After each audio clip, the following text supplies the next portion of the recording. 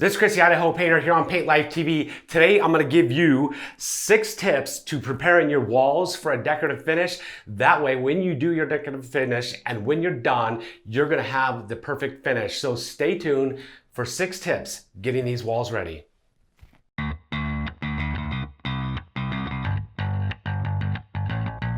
All right, tip number 1, I'm getting my walls ready to apply a decorative coating here, and I've got several options I'm choosing from to do a decorative finish. I might do a metallic finish.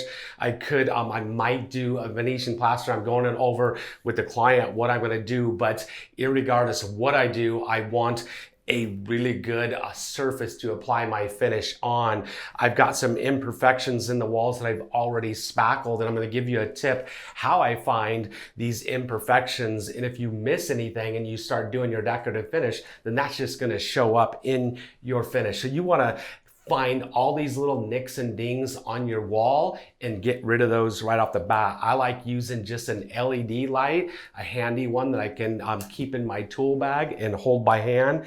And this LED light will make everything show up on your wall. And just by shining this LED light down the wall, I can see a nick right here in this wall that I could not see prior to that. After I've already did all my spackling on here, I thought I was complete, but this one ding right here would show up really bad when I'm doing my metallic finish or my whatever finish I'm doing. A Venetian plaster might fill it all in, but you want to get rid of this stuff. So I'm going to look all over my wall, look for anything that I need to spackle using an LED light. So that is tip number 1.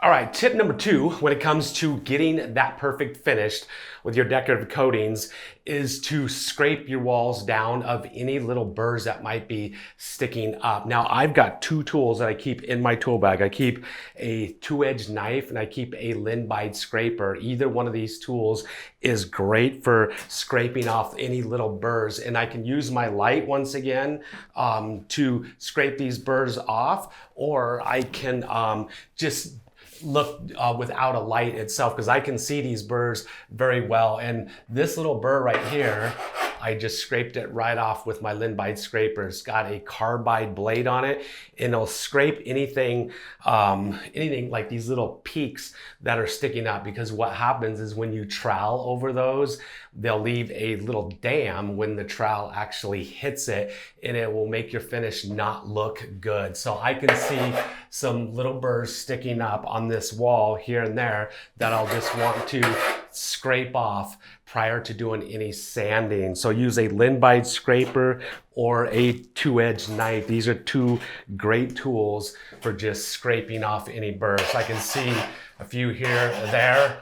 This isn't as sharp as the Linbite scraper, so the Linbite scraper just takes a lot less effort. So I can use my scraper, and I couldn't even see this right here without a light, so I can see it now. That'll scrape right off.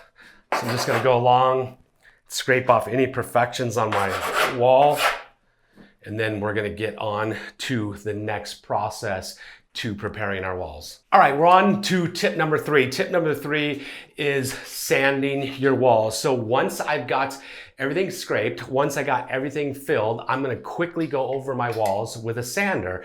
And you can use just a little hand sanding sponge, or you can use a power sander, something like this. This is gonna work a lot faster than just doing it by hand. I like using my EcoSand 3x4 sander. I'm gonna be using an EcoSilk sponge, and this is a very fine sponge because I'm not really like sanding the walls down. I'm just trying to sand any imperfections off the walls, or also gonna be sanding my spackle. So just using a 3x4 sander, I'm just gonna quickly go over my walls, just like this.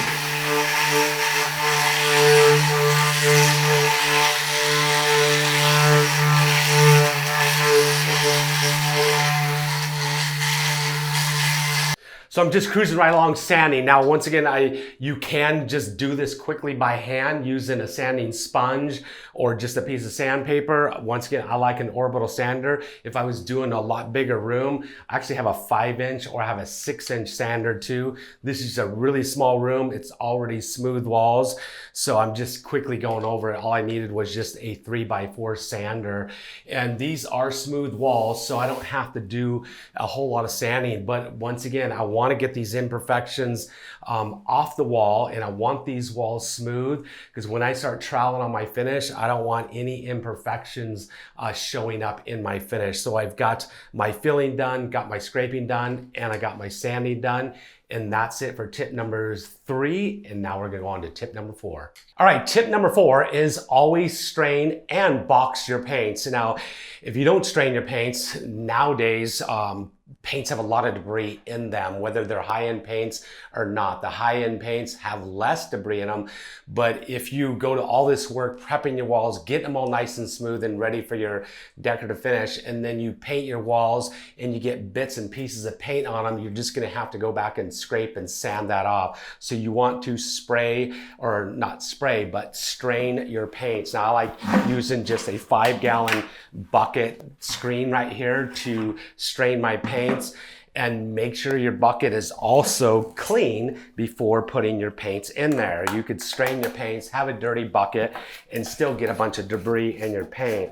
So also boxing your paints, this is good practice. Even though this is just an undercoat for a decorative finish, if it wasn't an undercoat, you're gonna see this dark color. It's very critical that you do box your paints.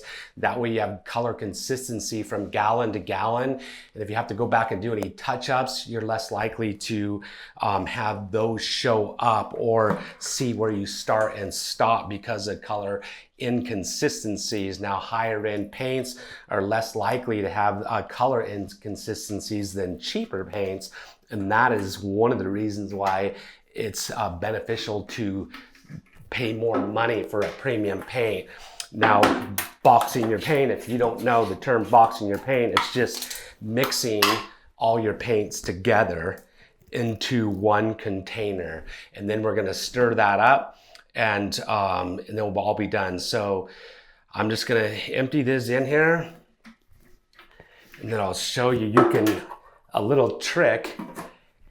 If you have just throwaway latex gloves, I can take and just use throwaway latex gloves to strain my paint, and I won't get any paint on my hands. I could lift this up and I can allow it to drain out, or if I want to do it faster, I'll have to wash my hands, but now it's strained. I like to reuse my strainers. I don't like to throw them away even though they're cheap. Now I can just rinse this thing off, drop it into a 5-gallon bucket with water in it and rinse it later, and then I'll end up reusing it. But now my paint is strained, not gonna get any debris or any dirt or anything on my walls once I paint them. All right, tip number 5 when it comes to getting the perfect decorative finish is to prep with the right tape. Now, I've got 3 tapes in front of me, and all these are frog tape. It's very critical that you do use frog tape. Otherwise, you're gonna have your decorative finish bleeding underneath your tape, getting where you don't want it, and you won't get laser straight lines. There's something significantly different about frog tape than every other tape in the world. Frog tape has a patented technology on the outside edge of the tape. It's a polymer that swells up when any liquid hits the tape, and it doesn't allow anything to bleed underneath it. So I'm gonna be masking down here on some cove basing, and I don't want anything to bleed on that cove basing because it won't come off. And I'm going to be doing some overlapping colors, and I don't want it to get on my overlapping colors and any bleeding underneath. There's frog tape. This is blue frog tape. All 3 of these have the same technology. This is a little less expensive than the green frog tape. This is a premium paper, comes individually packed. These come in 4 packs. They're not a premium paper, so it's a little bit cheaper. It's more like geared towards contractors. This is a little bit more expensive premium paper. 21-day release on this green. I believe the blue is a 14-day release. And if you run into any situations, I'm in again, I got another commercial bathroom I'm working on here. I did one decorative finish and then overlapped it, and I had a tape onto the one finish, and I didn't want to pull off my finish that dried overnight because I had two finishes that were butting up next to each other. So I used frog tape delicate. This would be for like masking on a finish you don't want to peel off, masking on wallpaper, stuff like that. That's delicate. So frog tape yellow. So you can see this is individually packed premium paper, delicate surface frog tape. So whenever you're doing decorative coatings, always take and mask with frog tape. All right, tip number 6 is using the proper roller when you're applying your base coat. Now, when I'm doing my decorative finishes, I'm always undercoating them with a matte finish paint. And it's very critical that you use the right roller and a high-end roller. One thing you don't want to use is a cheap roller, because what cheap rollers will do is they'll leave lint on your wall after you're done painting, and those lints are gonna show up as imperfections in your decorative finish.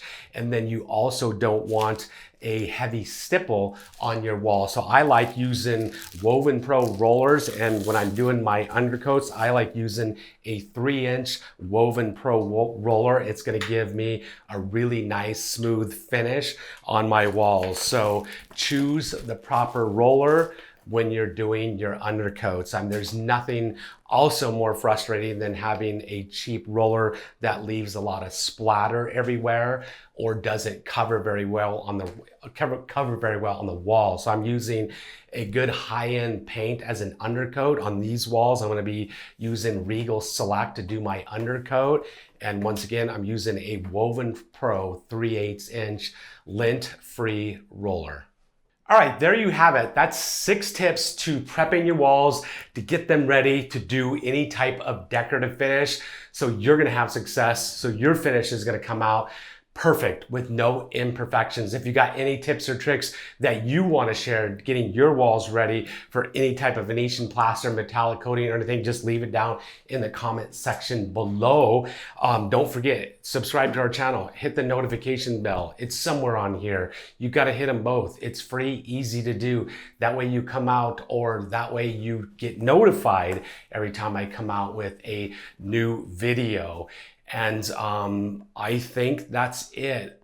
Stay tuned, because I'm going to be doing a decorative finish in here, and we're going to show you what that's going to look like in this commercial bathroom. I'm going to give you some tips and tricks installing decorative finishes. So questions, comments down below. Give us a thumbs up if you enjoy our videos. Free as always. Out.